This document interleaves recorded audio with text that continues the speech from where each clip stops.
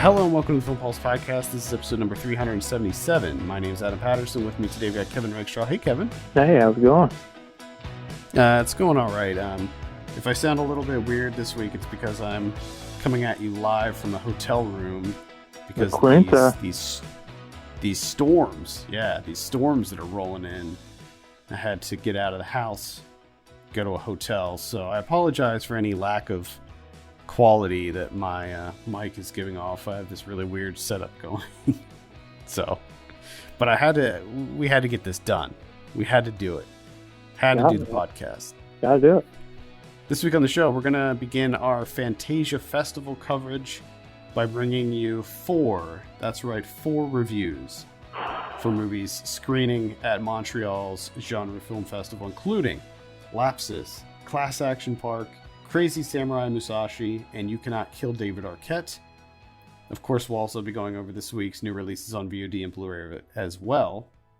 If you have a moment, please consider reviewing us on iTunes. That would be really helpful.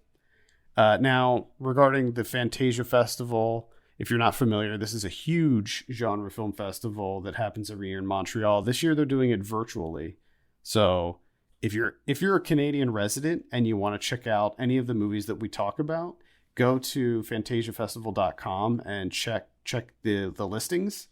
Some of them are on demand, so you can watch them anytime during the festival, and some of them are live screenings that you only have like a specific time that you can watch them.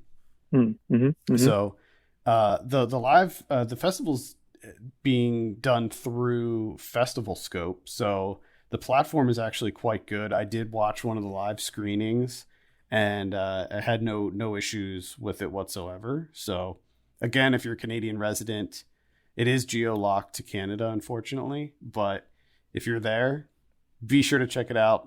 It's one of my favorite festivals, so I'm always really excited when I get a chance to cover this festival.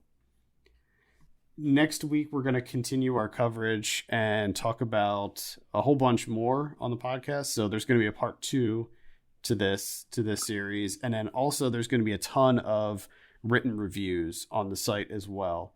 I'm sort of timing those written reviews to start after we kick things off with this podcast. So expect to see them start to pop up on Tuesday when this podcast drops in the morning. Gotcha. With that, I think we can dive into our first review. I think we can probably just go in order in which I mentioned them here and start with Lapsis. What do you think? Let's do it. This is directed by Noah Hutton. In a parallel present, delivery man Ray Tinselli is struggling to support himself and his ailing younger brother. After a series of two-bit hustles and unsuccessful swindles, Ray takes a job in a strange new realm of the gig economy, trekking deep into the forest, pulling cable over miles of terrain to connect to large metal cubes that link together the new quantum trading market. As he gets pulled deeper into the zone, he encounters growing hostility and the threat of robot cablers and must choose to either help his fellow workers or to get rich and get out. Now, question also. That sounds like a lot. That sounds like a lot is going on in this movie, and I think it's a little bit more simpler than that. I mean, that is what happens, but the synopsis makes it sound almost inaccessible, like really hard to sort of parse what's happening in this movie, and I don't think it's quite like that. First off, I'll say that I really, really enjoyed Lapsis. In fact, so far, this is one of my favorite movies of the festival. I loved the world building in this. This is, like it says in the synopsis, it's a parallel present. So it takes place now, but there's just certain little things that have it tweaked from what we know today. And so in that regard, it's not like a really crazy, flying cars sci-fi type movie. It's very lo-fi and very grounded.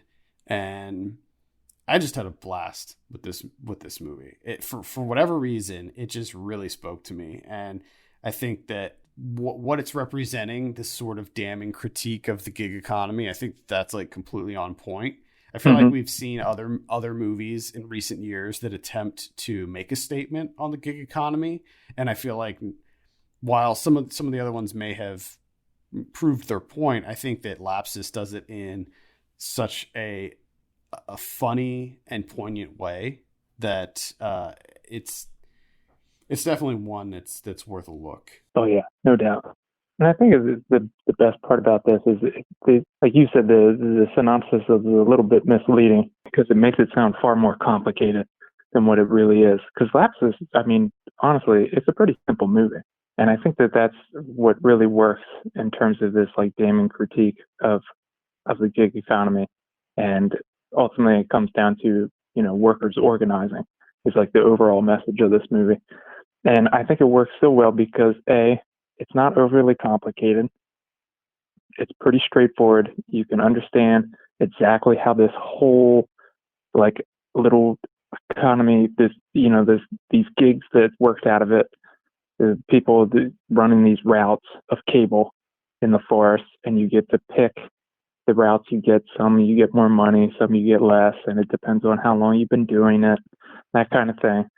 So it's all relatively simple. It's easy to understand, but yet it it really captures what's happening now, but just in a completely different way, just with its own little made up world. And the world building is just outstanding. Yeah, I mean, the just the level of detail that goes into every aspect of how this like profession works. So to get it into a little bit more detail about that. So you have this new era of quantum computing where, I mean, quantum computing is like a real thing, but it's just not, we're not there yet. And in this reality, quantum computing becomes a real thing, and everybody has these new quantum computers, and you have to run the cables to create this like trading network for them. And so to do that, they employ contractors to basically run the cables through like uh, state parks and stuff. So this one takes place in I think it's the Allegheny State Park, if I'm remembering that correctly. I think you might So be right. Are you close? Either one. you go through this like orientation, and the funny thing is you have to get a medallion in order to do it. They call it a medallion, which I thought was kind of funny. And then you go through this like brief orientation, and then like you're pretty much on your own. Like you're responsible for your own equipment, like buying your own equipment, and then you have an app that syncs with your phone and this like GPS system, and it basically control, even though you're on your own, it still controls like everything you do, from when you take a break, like it'll tell you when it's time to take a break, to like replenishing your supply of cable and all of this stuff, and just the level of detail in every little aspect of how this thing works. Like at the end of it, you're just like, yeah, I mean, it all makes sense. It Hmm. all, they could deploy this thing in real life and it would all just like functionally work. Yeah, and I think that's a big thing for this movie is one, uh, I like the way in which it's handled is I've never really had a question about how it works. It was never like too complicated for me. Like it all made complete sense. And like you said, I could see this functioning pretty much exactly the way it functions in the movie. Like it completely makes real world sense. But it's all very logical. And the way that it's explained, like the information is given to you, through the storytelling aspects of this, is that it's never like overwhelming. It's never like these huge information dumps, like where it's just rapid fire giving you all this information and it's kind of difficult to take it all in and retain it.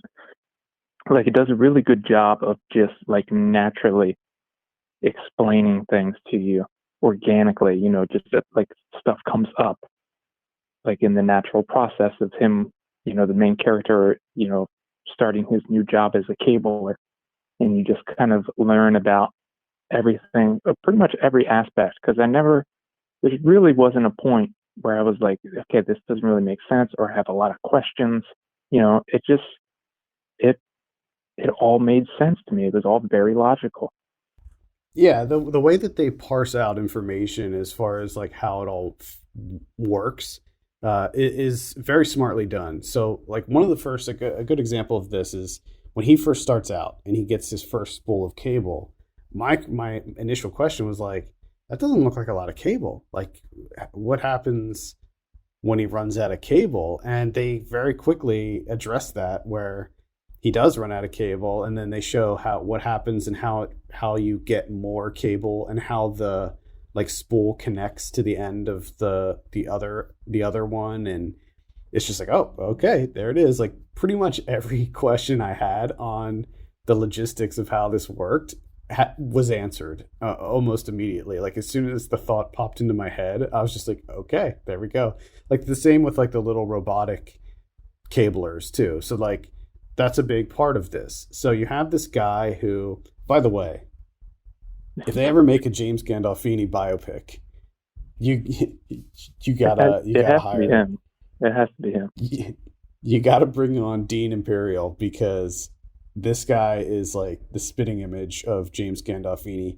And I don't mean that in just like looks, I mean just mannerisms, tone of voice, and also there's this like kind of gruff sweetness about Hmm. him. Like he's like kind of this big teddy bear character, and you immediately form this bond with him. Like you want to see him succeed. Like you want to see him get through this. It's sort of an underdog story in a lot of ways where he's an out of shape middle-aged guy. He's not used to that kind of work, and doing this cabling stuff involves you wandering through the wilderness dragging cable for days, and he's doing it so that he can get his brother treatment for this omnia that he has, this mysterious disease that I guess inflicts people. Yeah, like every little piece gets answered immediately, and it's just it's all put together so well, and it's it's funny. There's a lot of humor in it, but I think that the sort of social commentary aspect of it is really on point as well. It's not overt, it's not in your face, but it lays it all out very plainly. And it also has that through line of what the who the hell is Lapsis? Like he needs to get a medallion, and he's trying to make money fast because he's trying to get his brother into this treatment facility. And so he goes through maybe some back channels. There's this guy that he knows who works with the cablers and can obtain a medallion for him like really quickly. So he goes through and gets the medallion, and he finds like at the beginning when you first start your route, you scan your GPS thing and it pops up with your like profile. And his name is Lapsis Beef Tech, which I think is the funniest name ever. And he finds out that like people named themselves, like everybody has their own trail name, but he didn't create his own trail name. And then there's this like sort of outpost where you can rest and eat and buy supplies if you need to. And he finds that he has all these credits on his account that just were kind of there. And so he's immediately is like, well, somebody else had this medallion before me. I have somebody else's account, but he doesn't know who it was. And when people start learning of his trail name, they start giving him like the cold shoulder, and they start, treating him like crap. And so there's a lot more to the story as it unfolds. And I mean, that was one of the big things for me is I never knew where this movie was going. Like I was just constantly like, where is this going next? What's happening here? And I was just like, just so on board the whole time. I was like, I'm just along for this ride and it can keep going. I was just so entertained by it. I mean, in terms of like lo-fi, yeah, this is one of the better ones of the last couple of years. This was really a surprise to me. I would put it up there with like Safety Not Guaranteed or even Primer. Like it's a little bit more, I would say, I don't want to say high budget than Primer, but like there's more going on. Like there's actual effects work and stuff in this. It's not like completely stripped down. Like they like the robots and stuff they have like actual devices and things in this. And I think that all of that stuff goes along really well with the world building, like the little robot drone things. So they're constantly competing with these robots. And if one of the robots overtakes them on their route, they lose the route to the robot. All that might, that's the thing, is it feels like Noah Hutton thought about everything. Yeah, every little detail, was thought out, and I just was just really impressed with it. I didn't really know what to think going into it. I had no idea what to expect, and I came away just really. And I think that it's not just the world building and all of the little minutia of this movie that really sold me. I think it was the strong characters too. I mean, oh yeah, Dean Imperial. Dean Imperial was amazing in this, and then you have all of the secondary characters and stuff were pretty incredible too. Yeah. Oh no, definitely. You kind of figure out, the intriguing aspect of how all of this works with the quantum computing, running the cable, and the drones, and the underdog story of like a bunch of exploited workers organizing to fight back against the cabling companies. Which, how do you not get home? They got fucking cables all over the place. There's just cables. Yeah.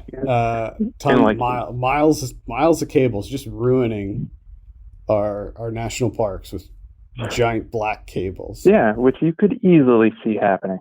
Easily.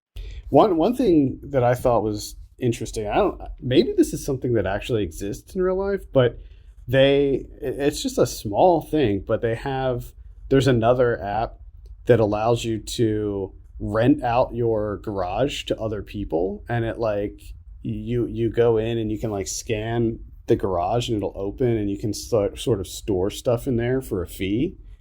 And I thought to myself, that seems so real that I would be surprised if that didn't already exist. I know. And I love the fact that Dean Imperial is, he's a middle-aged man. He's not really up on tech. So like as this stuff is happening, you can just tell that he's like, what the fuck? Like, why would you do this? He's just in constant shock. And the scene when he goes to the little garage thing and they're like, oh yeah, charging is not included in this one. And he's just like, all right. It's crazy. I'm telling you right now, if that's not a service that already exists, and it very well might, I totally foresee that as being something. One time I rented a car from someone, like using this app called Turo, where you can like rent out your own car to people. Yeah. When we were on a trip and I wanted to drive a Tesla. I've never driven a Tesla. So I went on this app called Turo and found a Tesla owner in the area and booked it through them and went to the dude's house and just picked up his car. It's so weird. Yeah, that's so weird and dumb. Strange world we live in, and I think that this movie perfectly represents that strange world. So yes, it does. Lapsis is definitely one to check out. It's I'm hoping that it gets picked up. I definitely think it will. I think that there's enough here for it to get picked up by maybe a small distributor and get released soon. So hopefully you'll be able to see Lapsis soon. If you're available to see it at Fantasia, definitely don't sleep on it, because it's a highlight for me for sure. Yeah, and I completely agree. And start putting Dean Imperial in more things. Moving on to our next movie, let's talk about Class Action Park. This is a documentary directed by Seth Porges and Chris Charles Scott III. I have a synopsis here. Discover the legacy of Action Park, a very real amusement park that used to exist that has something of a legendary story. Not only because the park was wild and far less structured than something like Disneyland, but because many people were seriously injured and some even died. While it sounds made up, this place was very real. Now, I actually talked about Action Park previously on this show. I'm pretty sure that talked about Action Park. I don't know if it was on the air, maybe off the air, but I know I talked to you about it before. I feel like we've talked to me about it like numerous times. I To the know, point like where I'm this, kind. because when you told me like this documentary, I'm like the only thing I could think of was like, God, another one. Like, I feel like we've talked about Action Park so many times that like, this is like the seventh documentary. Yeah, yeah. I'm a bit of an Action Park connoisseur. I love the story of Action Park because it's just so ridiculous and it's just so 80s, and I'm just all about Action Park. But looking at this feature length, this is the first feature length documentary about the park. We'll start this one with you, Kevin. What were your initial impressions of Class Action Park? You've talked about Park so many times, right? That I kind of know enough about Action Park that this documentary was a little bit redundant. Like, so I think it really works for people that might not have that much knowledge of the park. I mean, you do get some like more background with the owner and like how it all came about, his finances and everything. So I did appreciate that aspect of it. But to me, unfortunately, it wasn't enough for me. You know, it wasn't in depth enough. It kind of felt like a VH1 episode because I mean the majority of this is just talking to Chris Gerhardt. We just, Yeah, we just felt kind of weird, and especially considering it seems like he only went to Action Park once. yeah, yeah. Which I don't like. He's an entertaining guy, but it seemed like we could talk to more people. I felt the same way. I thought that first of all, Chris Gerhardt is very funny in this. Like he is definitely one of the funniest parts of this movie, and I appreciated that they did interview him. But as this, you run into this issue anytime there's a documentary that you watch where you already know a lot about the subject matter, and yeah, for me, there wasn't a lot here that I didn't already know about Action Park. I was kind of hoping that I'd be able to see more footage from the park, and unfortunately, it seems like maybe there isn't that much of when the park was in its heyday. Yeah, The so like they kind of reused the same footage many times over, and I don't know. That was a little bit of a bummer for me too. I think that if you're not familiar with Action Park, you'll find this documentary to be very entertaining because it is a crazy story. This place is completely wild. If you're not familiar, it's this amusement park in New Jersey, and it is notorious for how many people were injured and even died on the various attractions there. And I mean, when you look at some of them, you're just like, well, yeah, I could have told you that people are going to get hurt on that. and I mean, honestly, it's surprising that more people did not die. Like, you know, when they're like, oh, two people died in the wave pool, and you see the wave pool, and you're like, wow, only two people died in that. Yeah. I would have guessed a lot more, and especially the what was it, the Alpine, where it's just the like Alpine concrete slide, tracks man. and rocks. Like, Yeah, concrete track and rocks. Like someone should have been dying every day, I think.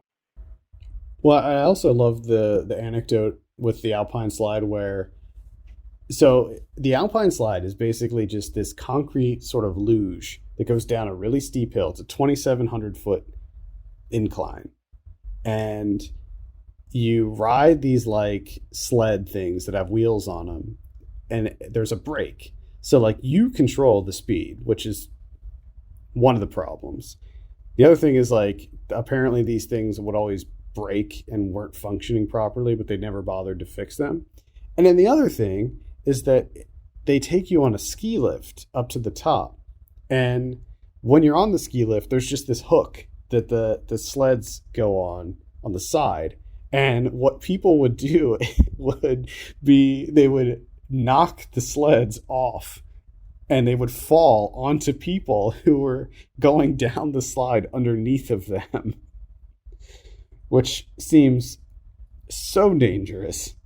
Yes, And 100%. unfortunately, there was someone who was killed on the Alpine slide. In fact, 6 people died at the park total, and 2 people drowned in the wading pool. There's a kayak ride, and someone was electrocuted on the kayak ride. Yeah, Uh, which there is was just insane that there's yeah, not a because ground wire in a water park. there's this Tarzan swing that they have, which is just a rope swing that goes over this like spring, this natural spring that's there. And someone went off the Tarzan rope, and the water was so cold, he actually had a heart attack when he hit the water.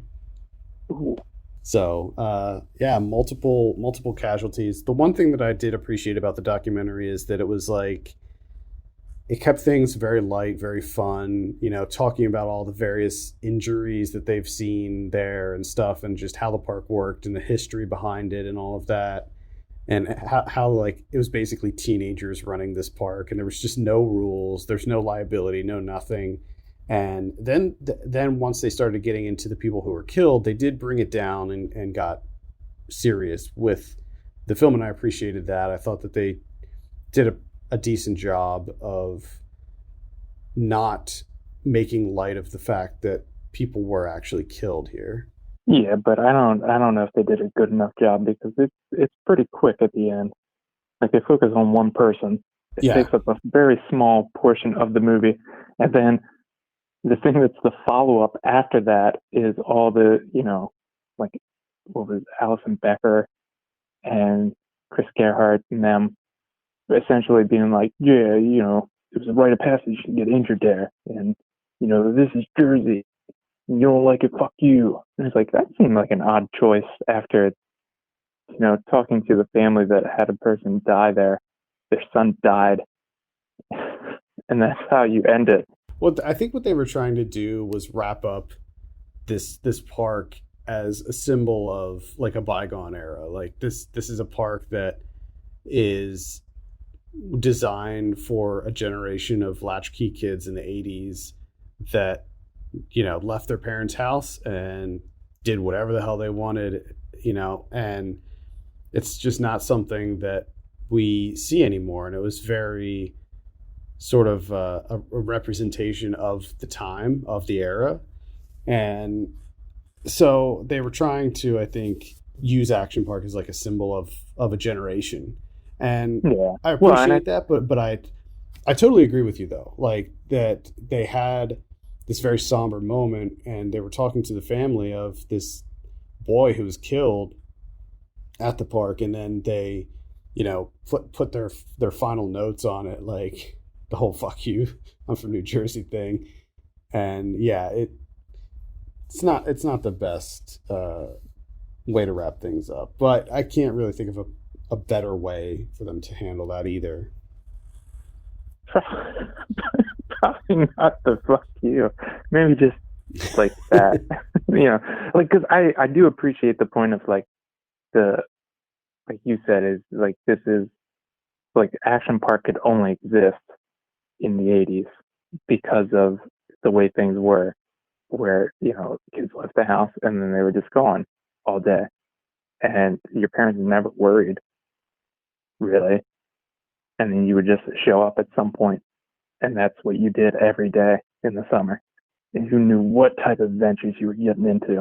Yeah, you and I went on a lot of crazy adventures as a youth. Oh yeah, yeah. I We mean, we weren't growing up in the 80s, but in the 90s there was still plenty of that going on. no, yeah. You just find a creek and just walk the creek for like 5 hours. Yeah, train track, old train tracks, I end up like 6 towns over. roaming the streets of D-town.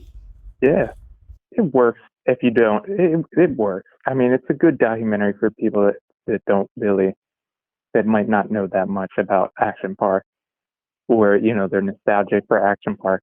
One thing that I think was a little bit of a missed opportunity is the animation in this. So, like I said, there's a lot of footage that just doesn't exist, and when a lot of the movie is them talking about each specific ride and how dangerous the ride was and all the various injuries that occurred on the ride.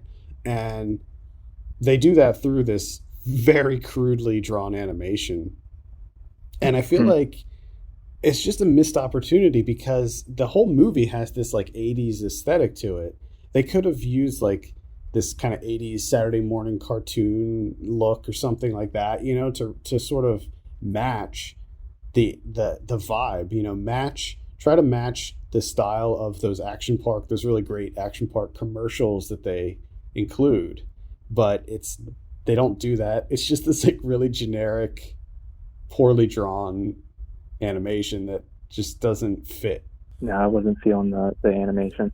There's also, it's not, I don't know if I'd necessarily call it a comprehensive documentary either, because there's a lot of rides and stuff that were part of Action Park that they didn't cover that were just as dangerous as the Cannonball Loop, which, you know, that's like the most notorious one. So the Cannonball Loop is this crazy water slide that has a full vertical loop at the bottom, which when you look at it, you're just like, how does that work? Spoiler, doesn't work.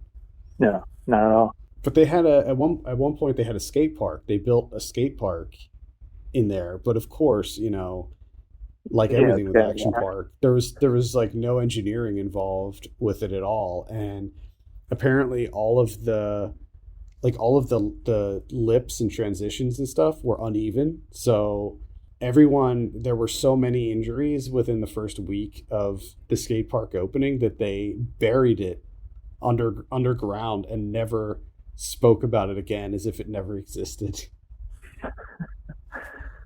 Well, that extended to the documentary Class Action Park. It wasn't even mentioned in there, so it worked. All right, that's Class Action Park. That's actually going to be on HBO in the near future. I'm not sure if it has a release date just yet, but keep an eye out because that'll be on HBO and HBO Max coming soon. All right, what do we have next here? Crazy Samurai Musashi. This is directed by Yuji Shimomura. I have a synopsis here. This film, taken around the time of Out and Deluxe, consists of the most famous battle of the swordsman Miyamoto Musashi. In this 77-minute, one-scene, no-cut action sequence, Miyamoto, Tak Sakaguchi, defeats 588 enemies, one after the other. There's no room for error, no room for corny or unconvincing moves. And I think that synopsis, while does contain some bits that I have no idea what they mean, pretty much does sum up this movie. It is literally, except for one part in the beginning and one part at the end, a 77-minute no-cut fight sequence, which is something that I've never seen before in a movie. So it definitely has that interest level built in, you know, because obviously there's a party that's like, well, how does that work? I have to watch that. I have to see how that plays out. That many fighters, that many samurai swords? Come on. Yeah, unfortunately, I think that the gimmick is sort of goes against, it sort of fights against this movie at every step of the way. Mm-hmm. Yeah.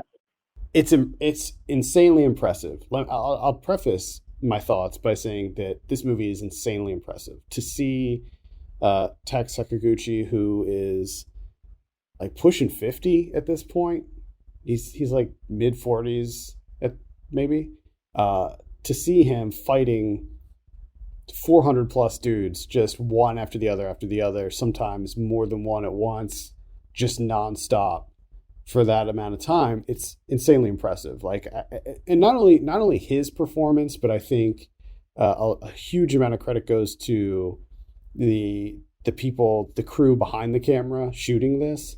The way that the camera moves and gets in on the action, and it's just perfectly choreographed to what's happening around it. And they do some really cool camera stuff in here. Now, it should also be noted that this is a true single take movie. There are no hidden cuts or anything like that. It's like, it's the real deal. That being said, they had to make some concessions, I think, in order to shoot it like this. And because of that, I feel like there's this level of unpolished visuals with it that, unfortunately, I think work against the overall movie. Yeah, but it does take you out of it at times because that handheld camera gets pretty shaky at times. Where you're just like, oh, okay, they're having trouble with the camera. It does. I think sometimes it works in its favor. Like there's one scene where he just like slashes this dude and sends him flying, and the guy actually falls into the camera. And so I think that sometimes it actually works in its favor. Yeah. But I agree. Other times you're just like, whoa, it feels really it's almost jarring because it looks like they shot this on some kind of action camera, like a GoPro or something. So it doesn't look very aesthetically pleasing, and the setting it looks like this just really basic sort of bland village. Not a lot going on visually. Yeah, very generic. And then because of how they shot it, and because of the fact that this is all done in real time, you can't add. I mean, you can, but they didn't add very many effects and stuff like that to sort of hide the fact that he's pretending to slash and stab people. So a lot of what you have is Tak Sakaguchi like bonking people on the head with a sword. A lot of head bonking happening in this movie, and then him gut slashing people, but because the camera's like moving around, you can see everything. It's like clear that he's not actually slashing anybody. So it definitely takes you out of it, I think, a lot. Now, sometimes they sort of mix up. And also, I mean, I think the big thing here is that it's largely just the same scene over and over again. Group of dudes come in, one at a time, they go after him. He bonks him on the head or slashes him in the gut, moves on to the next group. So there's very little variation. It's very redundant. Yeah. And after a while it becomes a slog. Yeah, it's very problematic because you're just like, all right, let's just come on now. But then sometimes he'll encounter like a mini boss. Like somebody will come and you'll be like, uh-oh, this guy looks different. He looks different than the last 150 peons that he fought. Like, it's a bigger dude, or he's wearing a different outfit, or he has a different weapon, and you're just like, oh shit, here we go. And then he'll like kill the dude in 10 seconds. You're just like, oh, all right, there we go. But I will say that some of the little like mini boss fights were at least somewhat of a nice reprieve from the just wave after wave of generic soldier.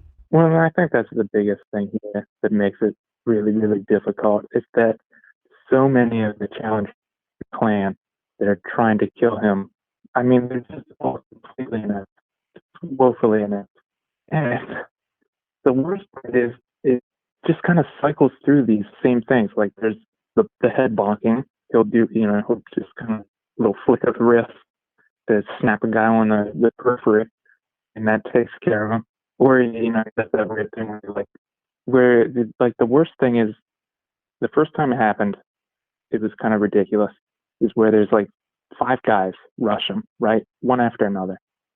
Their swords behind their back, like up, arms over their head, just rush at him. Don't even attempt to like try and hit him. And he just slashes, right through their midsection. And he gets rid of 5 people in like 2 seconds. And you're like, okay, that makes sense. You have to, kind of rush this body count along. But then they end up doing that like 5, 6 times throughout the movie. It just becomes so boring, really. Which is really, I mean, there's the great physical performances here, but they kind of just do the same thing over and over again. Yeah, I mean, in a lot of ways, it almost feels like an experimental movie, like just something that they wanted to try, just something that they wanted to see if they could do. And they didn't seem to be too concerned with like the actual entertainment value of the movie itself. The thing that makes it a little bit more difficult and a little bit more heartbreaking is the fact that this movie's bookended by just a regular action film where it's like, cuts. There's cuts. We're not doing anything overly ambitious here. We're just making a samurai movie. And especially the very end fight scene where it has these quick, exciting cuts. It's just here's what it could have been. Exactly. I was definitely going to touch on that. And in my written review, I said that as much, where it's when you see that final fight sequence at the very end when they pull away from the single take thing and it's just a regular fight. That fight is so badass that you can't help but feel like, man, I wish the whole movie was like that. Like I could And have had that instead. yeah, yeah, like make a sequel. I would love for them to make a sequel and just make it like regular, like have Sakaguchi playing the same character, playing Musashi, and just make it like a regular movie where he's just he can mow down hundreds of people. That's fine, but shoot it traditionally. Like have cuts in there, add cool effects and stuff, and redo portions of it to get it just right with the choreography. And that's the other thing is like they play it somewhat safe with the choreography too. Like there Yeah. are Oh, certainly there's certainly flourishes in here that are really impressive, but they don't do anything like super wild in terms of choreography because then obviously they'd have to redo everything all over again, yeah. and that would suck. No, it's just a lot of head bonk. Yeah, one of the things I did appreciate was the fact that they worked in the water breaks where they would give him water breaks during the thing during the fight. Which apparently, like, that was something that he like actually did. Like he would go in beforehand and set up stuff before a fight. That way that he had it like during the fight. Yeah, I think if you're familiar with the legend of Miyamoto Musashi, he was the one of the most legendary fighters in all of Japan. He was undefeated. He never lost a fight, and he was just this master swordsman. And he actually developed this dual sword technique, which is funny because you barely see it now. Maybe Yeah, he doesn't do I it. guess I don't know like what the timeline is in this movie, like where he's at in his life. So it's possible that he didn't develop that technique until after this movie took place. I'm not sure, but he barely. There's a couple scenes where he dual wields the swords, but for the most part, like I remember the first time he picks up two swords, and I'm like, oh shit, here we go. He's gonna dual wield these swords and just mess everybody up, and then he drops it. You're just like, Yeah. what? Or my favorite is when he just throws it. He throws it like as Yeah, a spear, and it does hit the one guy, and they do a little CGI blood paint. I'm just like, oh come on, that's so dumb. yeah. That was the other thing is like because of just the nature of how it was shot, they had to all the blood, which there actually isn't that much, is it's all done in CG except for one scene when they, I think, very cleverly hid a blood pack on a pillar. There's like Yeah, he's fighting in this like barn, and it's like during one of the mini boss fights, and I think he like grabs a blood pack that was like taped to the side of a pillar or something. But yeah, and that was the other thing, that the CGI blood was wildly inconsistent. Like right, 60% of the people that got slashed didn't bleed, and then the other 40% yeah. did, and you're just like, this doesn't. I don't understand what's going on. This is weird.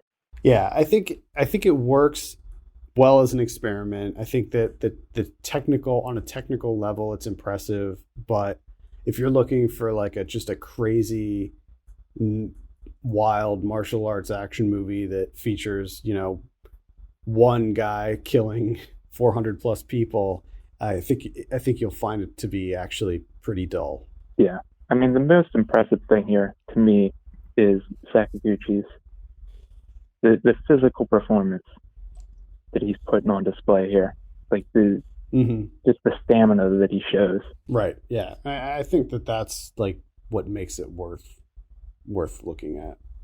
Yeah, Let's move on and talk about our final movie this week. And remember that we'll be back next week with at least four more. There might even be more. Who knows? we We're, don't we're know. cranking them out. You Cannot Kill David Arquette is our final film this week, directed by David Darg and Price James. I have a synopsis here. Following his infamous championship as part of a marketing stunt for the film Ready to Rumble, David Arquette is widely known as the most hated man in pro wrestling worldwide. Nearly 20 years after he quote unquote won the initial title, through ups and downs in his career with his family and with his struggles with addiction, David Arquette seeks redemption by returning to the ring for real this time. Now, Kevin, what's your familiarity with David Arquette? Did you like David Arquette? I can't imagine you did, or maybe you didn't really have an opinion on the man before going into this. Yeah, I don't really have an opinion on the guy. I don't think I've really seen him in that many things outside of Scream.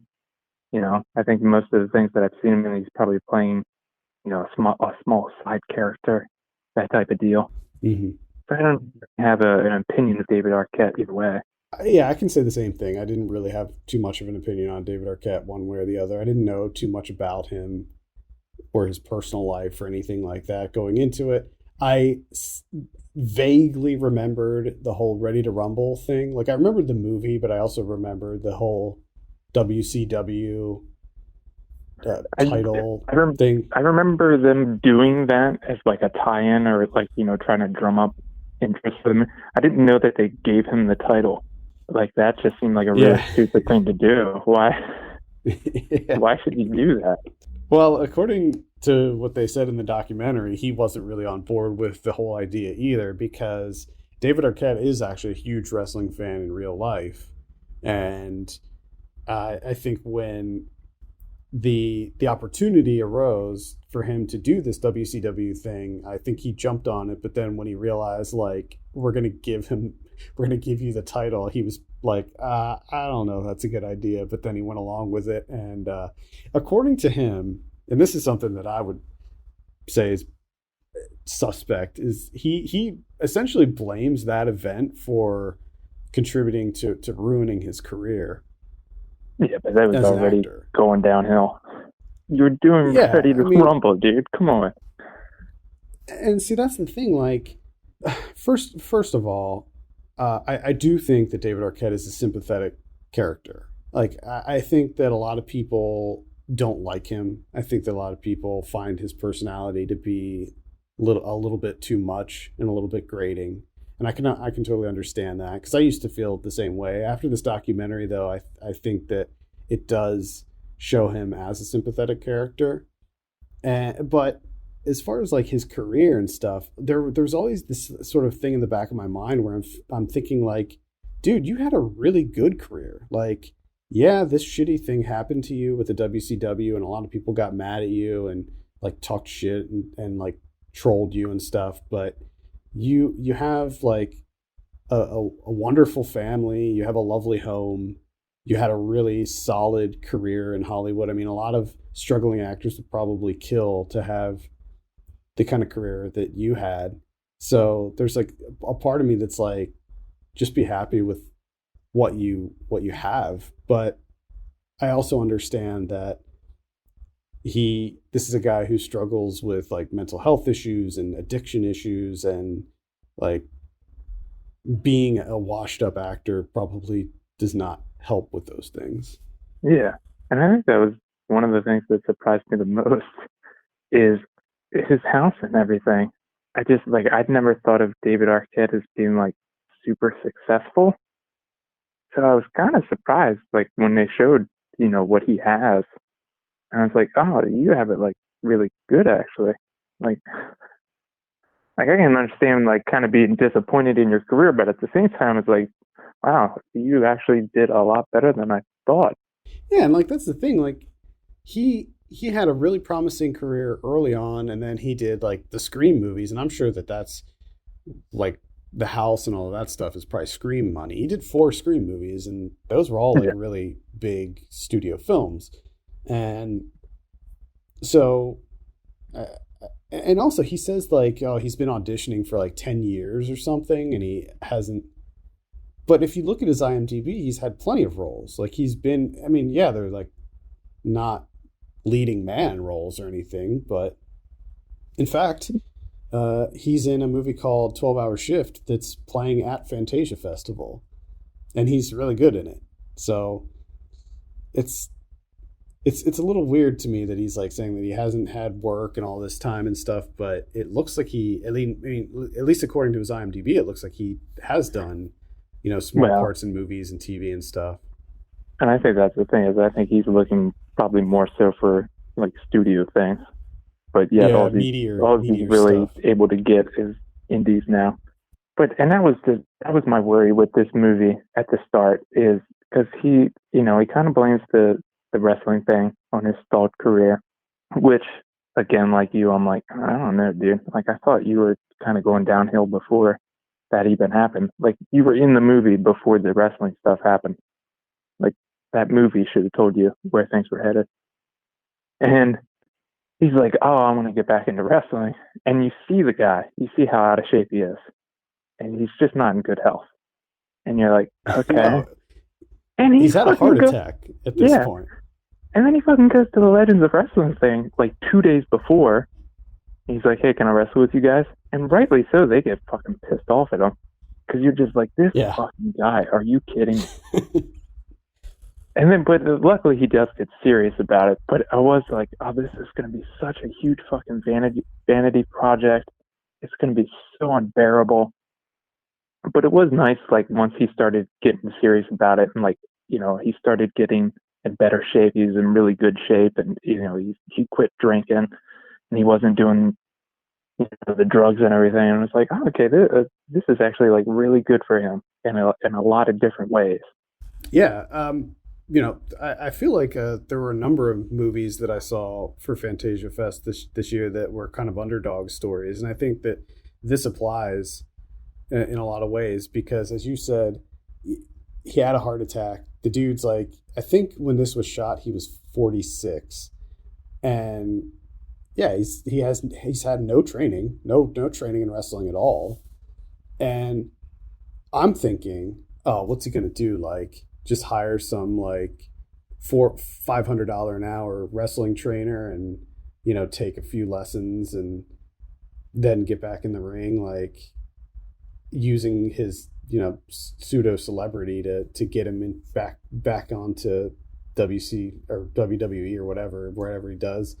But that's not really what happens. I mean, I think that he wants to completely immerse himself into wrestling culture. So, what he does that Legends of Wrestling thing, and he literally goes to a backyard wrestling match that's like put on by like three dudes or whatever, and it's like the most brutal shit ever. And he just goes into the ring and gets his ass kicked, and he's just demolished. And then he goes down to Mexico and wrestles with the luchadors down there. And I feel like the way that he decides that he wants to get into wrestling it was entertaining, but it was also smart, where he wanted to start at the bottom and work his way up on his own. Yeah. And I feel like he does use his celebrity to a certain degree, but that's unavoidable. I think he did everything. The only reason he's able to do anything is because David Arquette. Because even he says, he's like, I'm not a good wrestler. He's like, I have a couple of moves, but like I'm not that good of a wrestler. And if he wasn't David Arquette, no one would be talking about him. Right, he would do that backyard wrestling thing, and then that's where it would stop. Like he wouldn't stop. He wouldn't progress past the backyard wrestling thing. I mean, I was actually really impressed with his like drive and his determination and his commitment to this, because like he does train his ass off. As you said, he gives up drinking and smoking and gets in shape, and like he turns out to be pretty damn good in the ring. Like after he does all the training and stuff and he starts taking on like more serious matches, I was really impressed with his moves, actually. Yeah, I mean, he's all right. I mean, it's impressive for a 46-year-old man. Right. Yeah, that's what I mean. It's like, I mean, I'm not that old. I couldn't do any of that shit. Right. I think I would hit that. I think I would hit that floor once. I'd just be like, okay, I'm done for like a month. Yes, same here. And there's just the fact that he was so willing to put his health, put his body on the line for this action sport that he's like so passionate about. And then, I mean, I think that the one thing that we have to discuss is the setback that he has where he does this like hardcore match. I don't even know like what circuit that was, like where that was, but he gets his throat slashed. Like they show the scene in the movie, and I was like shocked at what I saw. Like it's pretty intense. Yeah, yeah. No, it is. It's very bad, and that's the wrestling that I hate. I don't like anytime they get that stuff out. I'm just like I don't like why. I don't know. It just doesn't make sense to me that how that's entertaining to people. No, I much prefer I'm not a huge wrestling fan to begin with, or at least not anymore, but I prefer like the high flying, the technique, like the finesse, the kicks and the flips and stuff like that. Like just the theatrical aspect of it rather than, oh, let's just put two people in the ring and just see how much pain they can endure or like how much blood we can see. Like that stuff doesn't really appeal to me. Like once you've seen it once, well, that's the other thing. I get it. It's like you hit a guy with a fluorescent tube, and it's like, okay, I guess that's kind of cool. But then when you do it like a fourth and a fifth time, it's like, it's not entertaining to me. Like, I get it, it's a fluorescent tube that explodes. This just seems very, very, very dangerous. Like, you should not be doing this. And what happened is, why? Like, he gets hit with all these fluorescent tubes, and then he actually, I only saw it once, but it looked like he sort of stabbed himself with the tube. So one of the tubes, I think, was like still sort of sticking up, and he does this like roll, and he sort of rolled into it, the edge of it, and it like just stabbed him right in the jugular. And the craziest thing about it is like he leaves the ring because I think he like immediately realizes like, oh no, something just horrible I'm going happened. To die. Yeah, like this could be the end of my life. He leaves the ring, then he comes back and finishes the match, and then leaves again. And actually, Luke Perry takes him to the hospital. Yeah, which I think I would have liked a little bit more. Yes, this movie follows like the whole process of it, and I think it does really work that way. But there was a part of me that was like a little bit bummed out. Like I could have taken a little bit more. Like I would have liked to have heard his thoughts on everything that happened on that night, because they don't really get into it at all. It's just like it happens. He's in the hospital. He comes out, and this is more about his journey, which I get. Yeah. But there was a part of me that's like, can someone just stop and ask him about that night? Like what was going through his head? How does he feel about it now, years later? I was feeling the same way, because not only did this horrible thing happen in the ring, but Luke Perry passed away like very shortly after that occurred. And that injury, and combined with Luke Perry's passing, I guess the two of them were like best friends, caused him to relapse. And I think I would have liked to got more input from him on the whole incident and everything regarding that. But I agree. Overall, I think that it is a really well-crafted documentary. I see David Arquette in a different light now. Now, it should be noted that his wife is a producer on this movie, so I don't think you should go into this looking at it as a thoughtful, objective examination of David Arquette as a person, as his character. I think you should go into it more looking at it as his journey and where he goes and the dedication that he has to this sport. I think that it does feel very honest. I don't feel like anything is sugar coated or anything like that, but it is something to keep in mind going into it. Yeah, definitely. And I did appreciate the interviews with like his sisters. You have Patricia Arquette in there and Rosanna Arquette, and they interviewed Courtney Cox too, who's his ex-wife. And because I think I think they were married during the whole Ready to Rumble thing. Yeah, Very interesting. I can definitely recommend this movie. yeah, I do as well. And I think that's what benefited is me not really knowing too much about David Arquette. Because I was kind of intrigued just from the outset, like, yeah, what has David been up to? Oh, for the last 5 years he's been wrestling. Okay, that's why I haven't heard anything about him. Yeah, yeah. It's It's an been. odd choice to do in your late 40s, but all right. I wonder if he's still doing it. Like I don't know. I don't know like what the updated I thing is. If hope he's not. still. I hope not. Like, just for the sake of his bones and joints, just stop. Yeah, he gets. Yeah, I mean, aside from the slit throat thing, like there's a lot of other stuff that happens to him in this movie. He just gets really messed up. Yeah, and I mean, just from the outset of when he's like, his doctor's like, well, it's probably not a good idea. And I'm just like, oh, dude, no, you should not be doing any of this. Yeah. Yeah. All right. Let's go ahead and give scores to all of the movies that we discussed today. Let's start with Lapsis.